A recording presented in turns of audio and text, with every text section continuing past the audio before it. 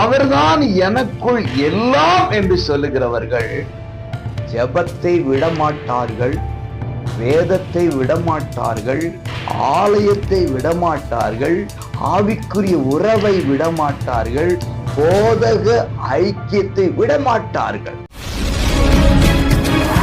அன்பானவர்களே, ரட்சகர் இயேசுவின் இன்ப நாமத்திலே உங்களை மனதார வாழ்த்துகிறேன்.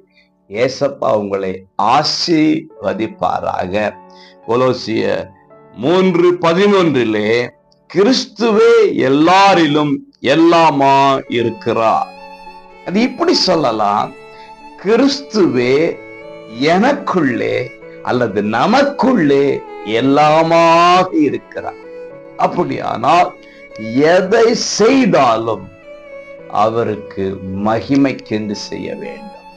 அவர்தான் எனக்குள் எல்லாம் என்று சொல்லுகிறவர்கள் ஜெபத்தை விடமாட்டார்கள், வேதத்தை விடமாட்டார்கள், பரிசுத்தத்தை விடமாட்டார்கள், ஆலயத்தை விடமாட்டார்கள், ஆவிக்குரிய உறவை விடமாட்டார்கள், போதக ஐக்கியத்தை விடமாட்டார்கள்.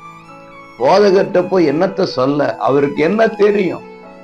அவர் இதுக்கு என்ன பதில் சொல்லுவார், என்ன வழக்கு சொல்லுவார்? பைபிள்ல ஏதோ ஒன்று சொல்லுவாரு அப்படின்ட்டு போதகர்கிட்ட சொல்லுகிறதே கிடையாது.